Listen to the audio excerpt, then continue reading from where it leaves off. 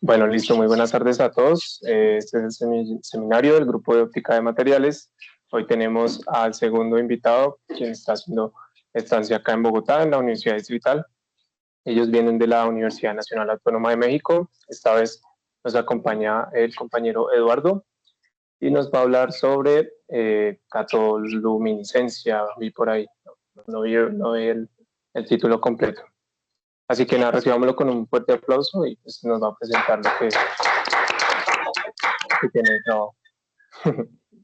Adelante, Eduardo.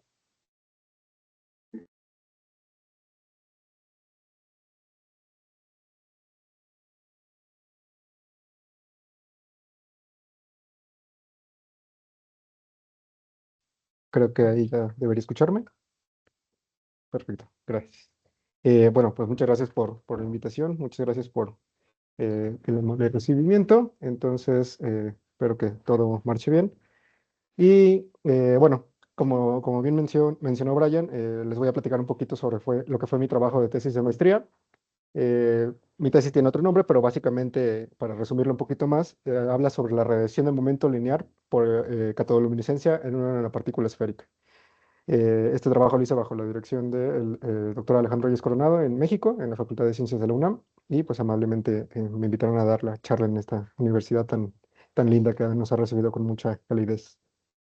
Vale, entonces para empezar, les voy a hablar sobre qué es el efecto de catodoluminiscencia. El efecto de catodoluminiscencia es, uno hace incidir electrones en un material y emite luz. Entonces, básicamente, ese es el efecto a grandes rasgos. Uno induce cargas y corrientes de tal manera que si lo mide el campo electromagnético lejano, este se manifiesta como una radiación electromagnética. Y concretamente la catodoluminiscencia está enfocada en medir energía. Entonces, la mayoría de los trabajos que hablan sobre la catodoluminiscencia se ha medido la energía, es decir, cuál sería la energía asociada a los fotones en emisión, pero básicamente se ha centrado solo en eso, no se ha hablado nada de respecto al momento. Entonces, pensemos en una nanopartícula, en este caso una nanopartícula, por ejemplo, de oro, y de tal manera que se le induce un campo electromagnético y este pues emite una radiación electromagnética y concretamente ese campo electromagnético tiene un momento radiado. Entonces, que si recordamos la definición de radiación electromagnética, pues estamos perdiendo momento, ¿no? Lo estamos aventando al infinito. De tal manera que si yo aviento en una dirección, pues esperaría que haya un retroceso mecánico en la dirección contraria. Si uno integra la distribución de la densidad de momento, que en este caso está dada por el vector de Poynting, y hacemos la superficie de integración que tiende al infinito, pues podríamos considerar esta S garigoleada, que sería como la integral de ángulo sólido, en todas las direcciones, tendría una dirección preferencial de la radiación electromagnética y por efecto mecánico uno esperaría que hubiese una fuerza en la dirección contraria. Entonces básicamente es como el recule, ¿no? El sistema que estudiamos se consta básicamente de dos partes. Una es la nanopartícula, en este caso pongo la esferita en dorado, caracterizada por una función dieléctrica epsilon que depende de omega y un radio constante A. Esta interactúa con un electrón que viaja en velocidad constante, proporcional a la velocidad de la luz, entonces tiene ese factor beta, en dirección z. Y definimos lo que se llama el parámetro de impacto, que básicamente es la distancia que tiene, la distancia más corta de la trayectoria del electrón al centro de la nanopartícula. Y en ese sentido, la posición del electrón está parametrizada por el tiempo proporcional a la velocidad de la luz. Vale, entonces para poner un poco el marco teórico de esta investigación, partimos del campo electromagnético esparcido, lo que se calcula con lo que se conoce como la solución de Mie extendida. La solución de Mie es una solución para ondas electromagnéticas en coordenadas esféricas, pero específicamente es para ondas monocromáticas. Entonces, lo que se le dice extendida porque aquí estamos utilizando una superposición de ondas monocromáticas. ¿Ok? Estamos en el espacio de frecuencias. De manera que esta expansión se hace en armónicos esféricos vectoriales, que son esta n y m, son solución a la ecuación de Helmholtz vectorial. Básicamente las W y las Vs son coeficientes de una combinación lineal, ¿no? Veámoslo como eso. Y la información de la respuesta óptica del material está contenida en estos coeficientes que pongo en rojo y en azul, que son coeficientes, básicamente son los coeficientes de Mie, los que uno aprende cuando hace teoría de Mie. de orden multipolar L. Entonces, el TLE tiene la información de los multipolos eléctricos y el TLM tiene la información de los multipolos magnéticos. ¿Ok? Entonces, si yo prendo, por ejemplo, el T1M sería el modo dipolar magnético, por poner un ejemplo. Específicamente, de lo que estamos partiendo es del teorema de conservación de momento electromagnético. Entonces, este tiene dos partes. Una es la integral de volumen del vector de Poynting, ¿no? Como una especie de densidad de momento. Y por otra parte tenemos la integral de superficie del tensor de esfuerzos, es decir, cuánto momento se escapa de la superficie. Específicamente, si definimos una cantidad que se llama el vector de Poynting resultante, que es lo que les platicaba al principio, es decir, consideramos todas las direcciones el vector de Poynting y dada una asimetría en el patrón de radiación, tendríamos una dirección preferencial que es esta S garigoleada. Entonces, si lo aterrizamos el teorema de conservación definiendo este vector de Poynting, resulta que podemos abrir, por así decirlo, toda la ecuación del teorema de conservación y tendremos tres términos. El primer término sería el que definimos como autofuerza. ¿Por qué autofuerza? Porque está conteniendo toda la información desde el origen hasta la superficie de la nanopartícula, de tal manera que sería toda la información del campo interno. El segundo, pues no tiene en este momento tanta interpretación, porque en este están contenidos tanto campo cercano, campo medio, campo lejano, pero el tercero vaya que tiene interpretación. ¿Por qué? Porque en realidad se debe a que el tensor de esfuerzos en aproximación de campo lejano se puede escribir en términos del vector de Poynting. Entonces, esto nos deja como una dirección totalmente en términos del vector de Poynting resultante, de tal manera que yo puedo definir este tercer término como la fuerza de retroceso. Es decir, es directamente proporcional a la dirección preferencial del vector de Poynting, pero lo más importante es, tiene un signo menos. O sea, de manera natural nos dice cuál es la dirección del recule, dada la dirección preferencial de radiación de momento lineal. Y este tau simplemente es para considerar el tiempo de retraso, retardado, perdón. Ok, entonces, si yo calculo esto, meto mis cuentitas, las expresiones de todas maneras, de todo lo que ya les platiqué, obtenemos una expresión para la fuerza de retroceso en términos de dos términos que vamos a llamar homopolar y heteropolar. ¿Por qué homopolar y heteropolar? Bueno, si desglosamos la parte homo, pues vemos que hay productos que les marco en rojo y azul de multipolos eléctricos y multipolos magnéticos. ¿Por qué estas omegas? Bueno, abajo, donde dice la definición de funciones espectrales auxiliares, son funciones que contienen toda la información espectral, es decir, cómo responden a diferentes frecuencias. Por una parte tenemos una fase que simplemente es para tener una parte real par y una parte imaginaria impar, es decir, que tengamos una señal en el tiempo totalmente real. Tenemos el coeficiente que contiene la información de orden multipolar L, ya sea eléctrica o magnética, es decir, la respuesta óptica de la nanopartícula. Y esta función debe ser modificada del segundo tipo que tiene la información del electrón, ¿ok? Entonces, y por último tenemos una exponencial que tiene la información del retardo. Entonces, estas tres principalmente estas dos funciones, el coeficiente T y la función de Bessel, es el que acopla el efecto del electrón sobre la respuesta óptica de la nanopartícula. Entonces, regresando a lo que estaba diciendo del término homopolar, tenemos eléctrico con magnético, pero si se fijan, tenemos el mismo orden multipolar L. Es decir, estas interacciones horizontales que marco con magenta, del L+1 con el L+1 magnético, ¿no? L con L, eléctrico magnético, pero no hay cruzados. Por otra parte, tenemos el término heteropolar, que en este caso tenemos eléctrico, eléctrico y magnético, magnético, pero solamente con los vecinos, es decir, con el L, L-1, el orden multipolar L con el L-1. Entonces, ¿qué quiere decir eso? Que solamente están viendo verticalmente. Entonces, no hay términos cruzados como tal. Y este factor 2 al principio tiene contemplada la simetría de que la interacción entre el multipolo L+1 con el L es lo mismo que el L con el L+1, ¿ok? Entonces es verlo dos veces. Para complementar la información de la fuerza de retroceso, definimos una cantidad que se llama densidad espectral de momento lineal electromagnético radiado. Yo sé que es un nombre muy largo, pero justamente tiene toda la información. Es decir, si utilizamos el teorema de Parseval en el producto de estas funciones omegas que tienen la información espectral, podemos cambiar el régimen espectral y en términos del momento radiado, podemos definir una nueva cantidad que considere todas las frecuencias. Entonces, básicamente tenemos una multiplicación ahora de funciones espectrales en el dominio espectral, pero las interacciones son las mismas. Entonces, ¿Por qué es importante? Porque resulta que esta densidad espectral resulta ser el mapa en frecuencias de la fuerza de retroceso. No es una transformada de Fourier. Nos ayuda el teorema de Parseval, que tiene una transformada de Fourier de por medio, pero no es la transformada de Fourier de la fuerza. En este caso se le llama el coespectro. ¿Qué es el coespectro? Pues resulta que nos dice qué tan acopladas están las señales. En este caso, qué tan acopladas están las respuestas ópticas de orden multipolar. Vale, entonces, una vez establecido ya toda la teoría, podemos hablarle de resultados. En este caso, yo consideré una nanopartícula de aluminio para un parámetro, para una velocidad relativa fija beta, y vamos a ver cuál es el efecto de variar el parámetro de impacto. Es decir, en la figura de la derecha es qué tanto nos vamos a ir alejando de azul a rojo, y el código de colores también es para las gráficas.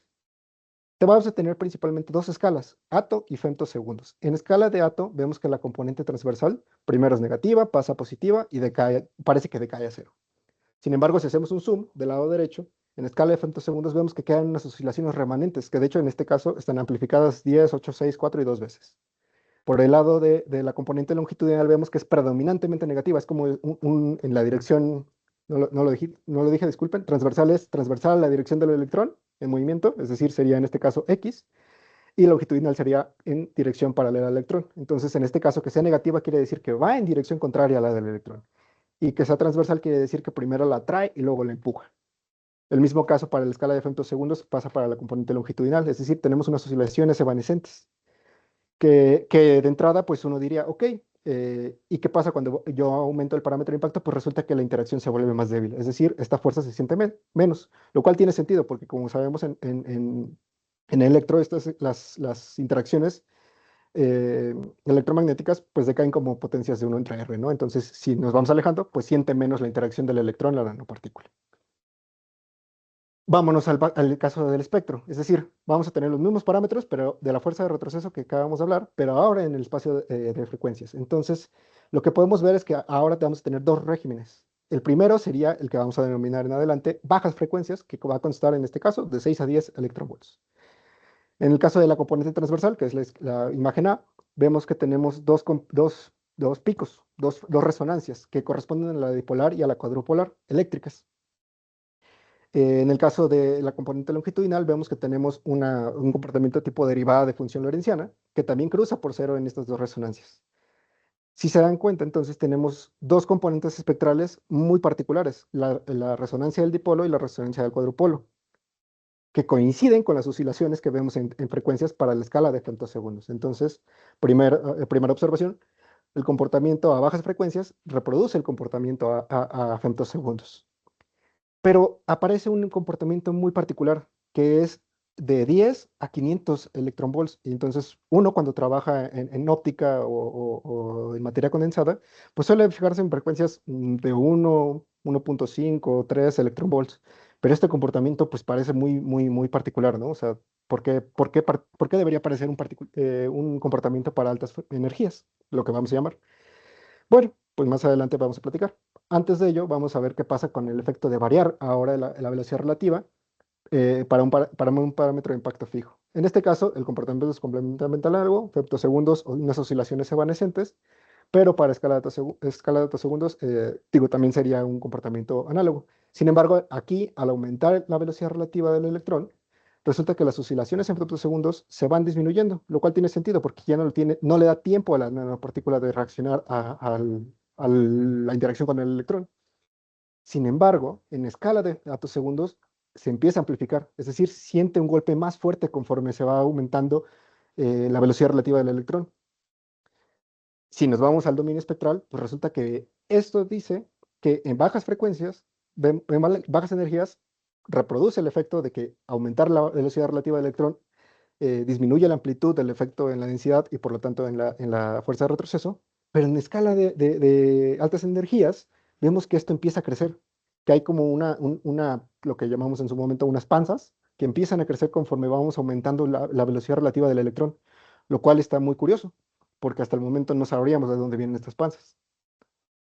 Bueno, para explicar este fenómeno, vamos a hacer un caso particular, el caso dipolar, el caso de la aproximación dipolar, tanto eléctrica como magnética. Entonces ahí tenemos una expresión semianalítica en la cual tenemos la interacción dipolo eléctrico-dipolo magnético, Y específicamente, si nosotros desarrollamos esto, podemos ver que se puede desacoplar la interacción del electrón con la nanopartícula. Y las funciones deben ser modificadas, son monótonamente, disminuyen monótonamente, pero por otra parte tenemos la información de la nanopartícula. Entonces, este comportamiento se le debe atribuir a la nanopartícula. Si nosotros hacemos un desarrollo perturbativo en el índice de refracción, porque básicamente para altas energías es 1 el índice de refracción, pero resulta que hay una pequeña perturbación, algo muy pequeño, y esa pequeña variación permite tener un desarrollo, una expresión analítica que podemos comparar con el comportamiento en las altas energías de la respuesta óptica, que está contenida en los coeficientes T y TLM, y resulta que empatan. Es decir, no solo eso, tenemos también que están ubicadas o equiespaciadas en el espectro. Entonces, ¿qué parece ser esto? Que hay una periodicidad y que no solamente se asocia con altas energías, sino que se asocia con el tamaño de la nanopartícula. Entonces tenemos una especie de resonancia tipo Fabry-Perot. Tenemos medias longitudes de onda y longitudes de onda enteras, que en este caso coinciden con los picos y las mesetas que vemos en las oscilaciones decayentes de los coeficientes T1e y T1e. Entonces, si vamos a graficar el campo electromagnético en frecuencias, pues resulta que así se verían los campos eléctricos, el campo eléctrico y el campo H en frecuencias. Y por lo que vemos son, pues justo, ¿no? Como si hubiese una especie de resonancia tipo Fabry-Perot que origina estos patrones que parecen como anillos y que en algunos casos se concentra en el centro, como el caso del campo eléctrico que tenemos aquí. Y en otro caso tenemos un nodo en el centro, ¿no? Que en este caso son las resonancias del campo del tipo magnético. Bueno, para comprobar que esto efectivamente se origina por las resonancias de tipo internas, podemos aplicar un filtro. Es decir, esta Z que definimos de esta manera va a actuar como un filtro que me va a dejar pasar todo lo que es en el régimen de bajas frecuencias y va a suprimir todo el efecto de altas frecuencias. En este caso, si nosotros aplicamos el filtro a la densidad espectral, que es la figura C, vemos que la densidad espectral básicamente se queda como si nada. Sin embargo, en la componente transversal vemos que esto básicamente sería un cero comparado, la curva cian con la curva roja comparadas. ¿Por qué? Pues resulta que este efecto nos dice que las altas frecuencias contribuyen cero al momento lineal radiado en la dirección transversal. Esta escala de datos segundos, estos dos picos básicamente se cancelarían y nos dejaría el comportamiento de las oscilaciones evanescentes para la componente transversal. Entonces, estas vienen de acá y al matar las contribuciones de altas energías, pues vemos que esto también sería aproximadamente cero o contribuyen muy poco comparada con las oscilaciones remanentes.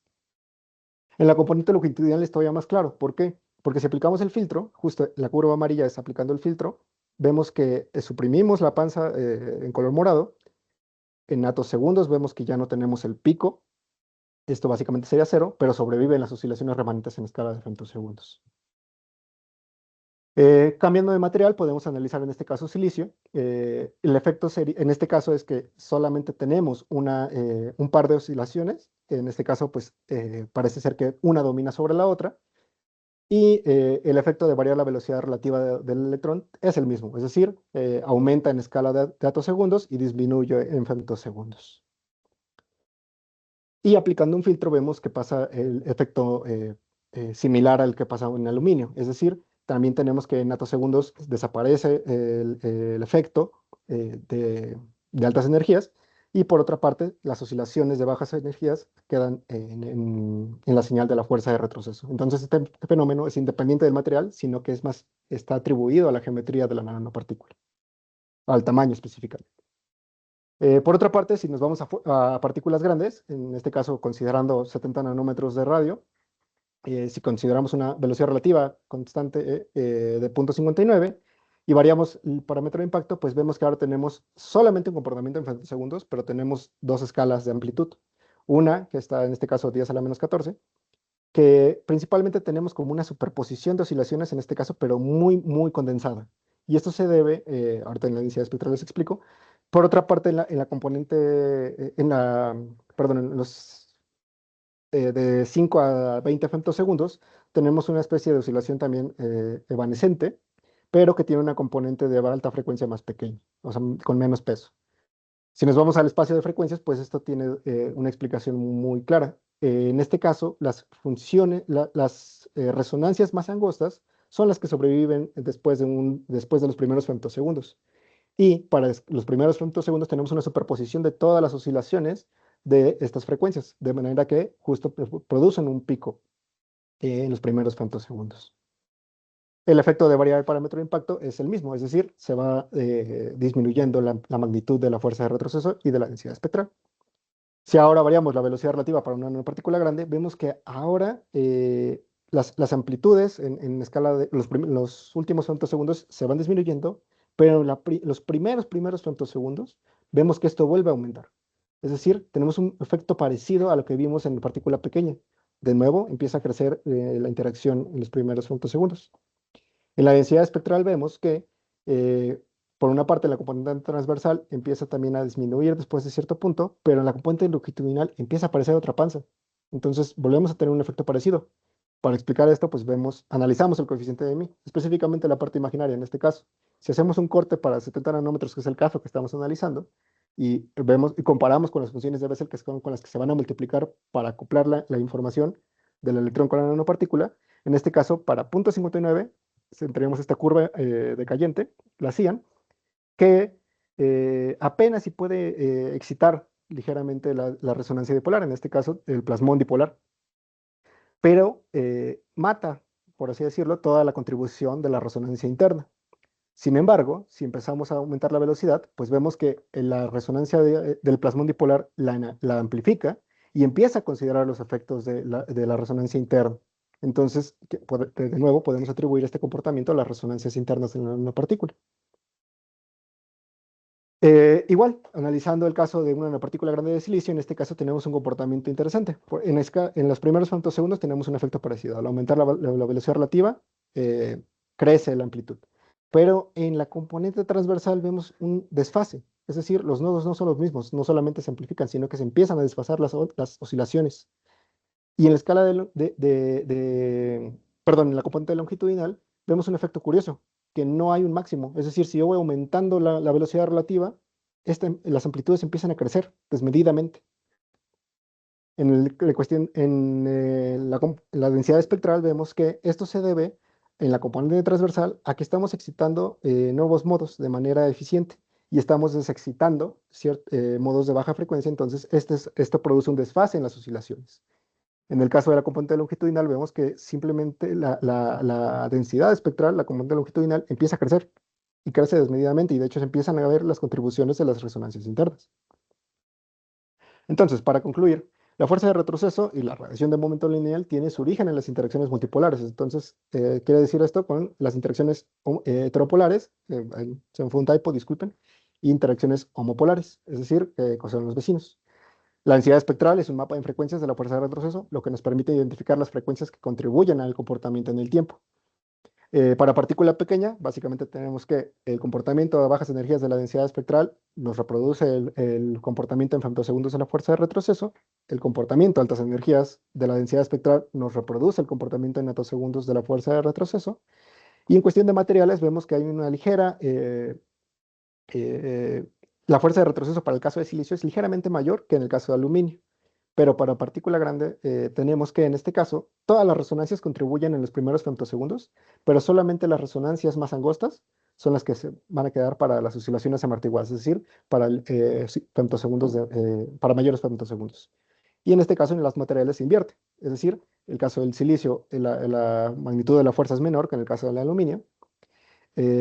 Y en cuestión de variar el parámetro de impacto y la velocidad relativa, en general, aumentar el parámetro de impacto disminuye tanto la fuerza como la densidad espectral. ¿Por qué? Porque la interacción es menor, porque decae como potencias de 1 entre R. Pero aumentar la velocidad relativa amplifica los efectos de las resonancias internas, ¿no? Entonces afecta a estas resonancias tipo Fabry-Perot, tanto que se pueden ver en la densidad espectral como en la fuerza de retroceso. Pues gracias por su atención y por toda su hospitalidad. Y pues espero haber por todas las preguntas que puedan tener.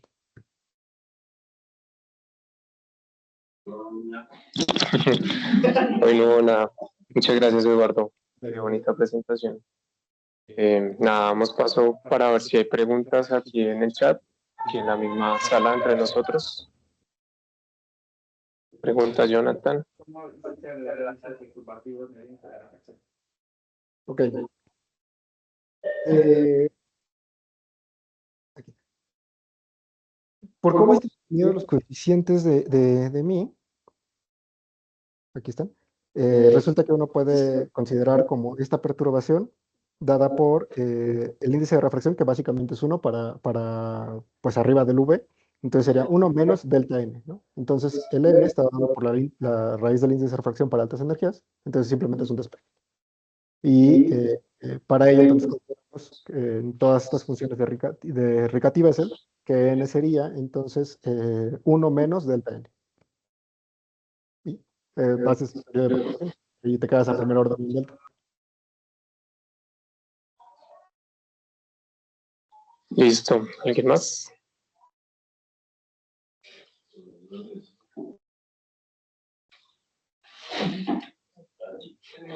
O aquí en el chat. Yo sí quiero preguntar, digamos, lo que tienes ahí son densidades espectrales, ¿cierto? No podría coger eso y hacer una transformada de Fourier y como ver cómo evoluciona en el tiempo y eso. O no, digamos, no es necesario para el propósito del trabajo.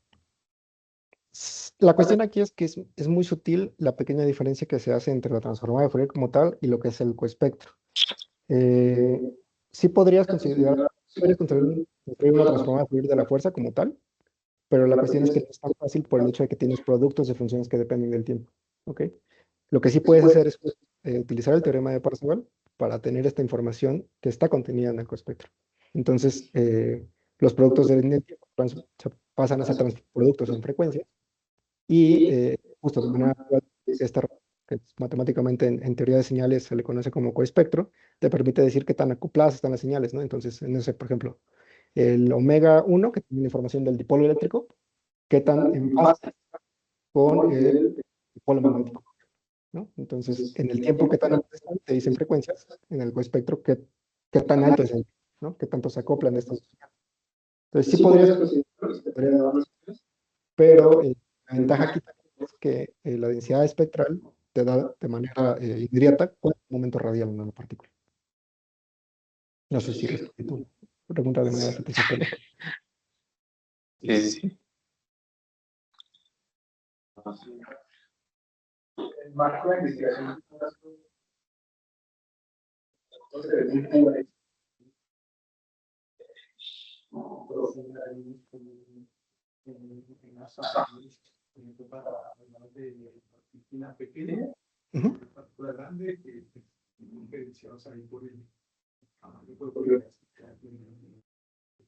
Pero digamos, de estudiarlo allí, más allá, es estudio de cómo se comporta allí esa interacción, o estudiarlo globalmente, o tiene en particular una aplicación directa de este estudio.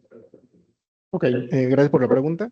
La potencial aplicación que se tendría para este tipo de sistemas es un análogo a lo que serían las pinzas ópticas. Entonces, en este caso, tenemos como unas pinzas electrónicas que nos permitirían mover. Entonces, una nanopartícula, por ejemplo, con una interacción de un electrón.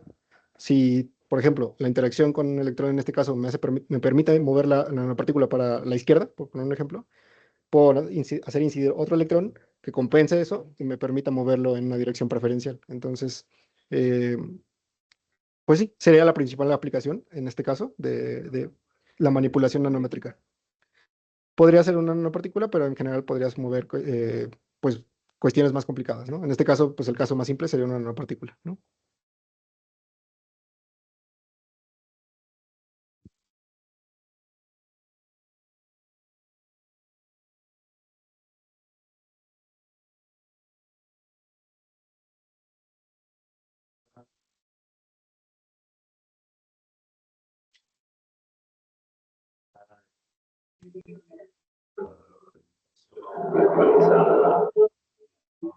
Claro, los colorcitos, que muy agradables, digo, la preparación de caso, por supuesto, la claridad con la que manejas el tema, el trabajo que de hecho es maravilloso, pues, Es un ejemplo, una línea.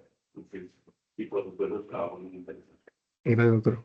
Bueno, yo tengo algunas preguntas. La primera es, en los órdenes de energía del electrón incidente. Bueno, todo este análisis es considerado clásicamente. Sí. Es decir, y acá las consideraciones son únicamente de interacción de campos. Sin embargo, para los valores de energía que tienes y para los parámetros de impacto que utilizas, porque puede uno, digamos, subestimar o despreciar o ignorar pues las interacciones que pueden dar, ya, digamos, a nivel atómico, con la, es decir, Ujú. la energía del electrón en sí, la energía de ionización, que habrían, digamos, sobre este tipo de interacciones electrón-electrón. No tengo las dimensiones de los parámetros, el radio A, y bueno, incluso para esos betas, una energía importante. Eso, digamos, ¿en qué sentido se puede ignorar? Ok. Bueno, gracias por todos los comentarios, doctor. Y bueno, trataré de responder su pregunta. Eh, Resulta que experimentalmente se ha visto que hasta un nanómetro se puede seguir modelando con electrodinámica clásica. Y mientras no sean, en este caso, trayectorias penetrantes, si tenemos en escala de 1.5 nanómetros, también es la frontera en la cual se sigue reproduciendo los efectos de la electrodinámica clásica. Entonces, sí entiendo que justo estén en la mera frontera, pero hasta esos valores específicos que utilicé es que se sigue valiendo todavía electrodinámica clásica. Entonces, principalmente se ha comprobado en lo que es la transferencia de momento. En ese caso se considera tanto la interacción del campo esparcido como el del campo externo, que en este caso es el del electrón. Yo ignoro los efectos del campo del electrón porque estoy en campo lejano. Entonces, ahí sí se ha demostrado que sí sigue valiéndose solo la electrodinámica clásica. Y, por ejemplo, por poner un marco en el cual se ha manejado con electrodinámica cuántica, es en el cálculo, por ejemplo, de ILS, que en este caso se han abordado cálculos por medio de cuántica, pero se ha obtenido que tienen las mismas expresiones que en el caso de electrodinámica clásica.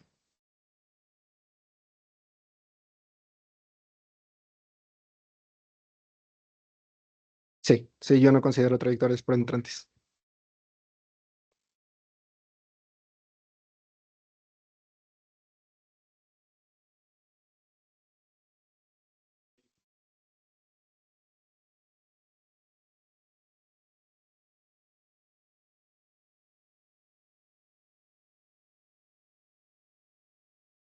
Ujú.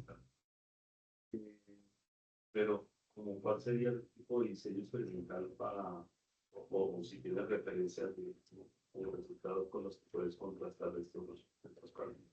Eh, Se puede contrastar porque sí se ha encontrado evidencia experimental del movimiento de nanopartículas por electrones. Sin embargo, el principal problema que tengo con mi cálculo es que los órdenes de magnitud son tremendamente pequeños. Entonces, hasta el momento no he encontrado un paper que diga, encontramos que la radiación de momento, específicamente la radiación de momento, se debe o produce este movimiento mecánico. Sí se ha encontrado que la transferencia de momento total sí produce.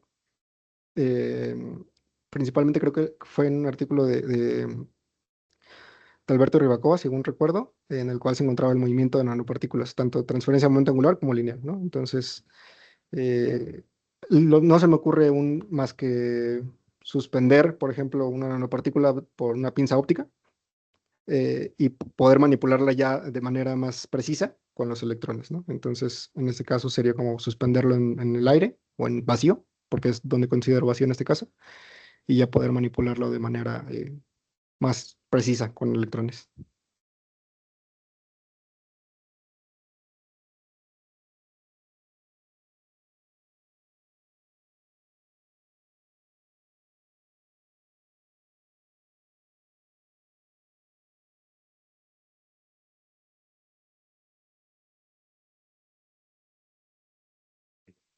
Ujú. Se podría un ejemplo, un plan de electrones. Pero claro, para los cálculos tuyos, esencialmente no es más de no es un electrón solitario, es la interacción con un electrón normal.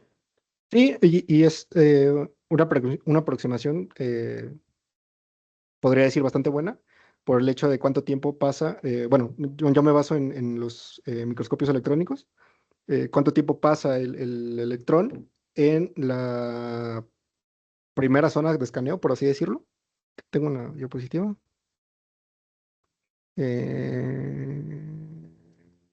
Esta, por ejemplo, que en la frontera izquierda es básicamente donde pasaría la mayoría del tiempo el electrón, ¿no? Entonces, si comparamos el tiempo de las excitaciones, que es no recuerdo el orden, pero sé que sí hay una diferencia de al menos 5 órdenes de magnitud entre que llega un electrón y otro y los tiempos de excitación, ¿no? Entonces, básicamente uno podría considerar la interacción por un solo electrón comparada con la vida de las excitaciones en la nanopartícula.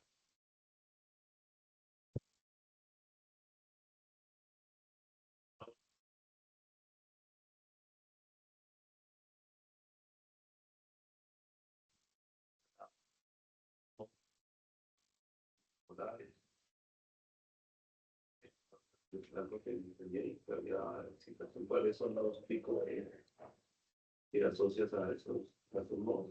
En el caso del primer pico, que justo está marcada con la nueva línea azul, sería el campo eléctrico que se le asociaría a este plasmón. Entonces, por ejemplo, en el caso del cian, si lo multiplicamos, solo veríamos un pequeño pico, ¿no? Y es justo el que veríamos en la densidad espectral asociada al plasmón dipolar. Sin embargo, tenemos un segundo pico. Y ese segundo pico no se le asocia al plasmón, se le asocia a una resonancia interna que también va con el L igual a 1, pero no podemos decir que es dipolar. Solamente decimos que está asociado al orden L igual a 1, como un modo de cavidad, por así decirlo.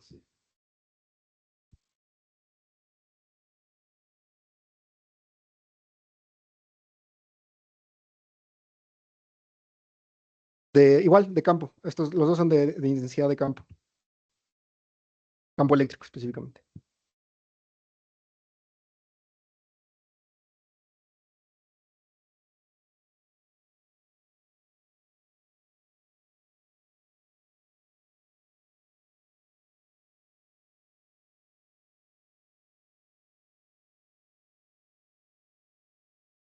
Sí, es demasiado alta la energía. De hecho, justo por eso es que no se había visto antes.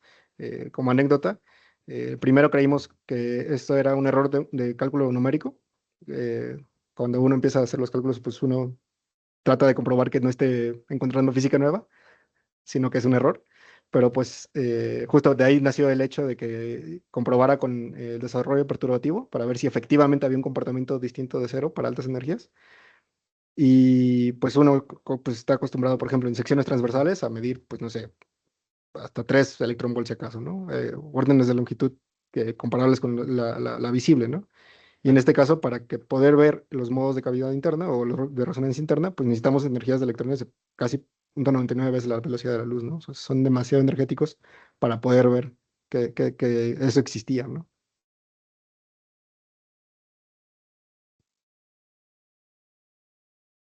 Gracias a usted, doctor. Gracias.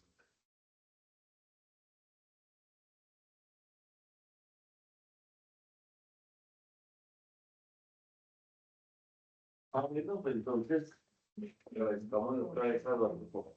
Muchas gracias. Gracias, Iván. Comenzamos ya, esperamos a las 5. Pues como quieran. Sí. Voy a ir a comprar algo de once. No te vas a quedar. Ah, sí. Sí.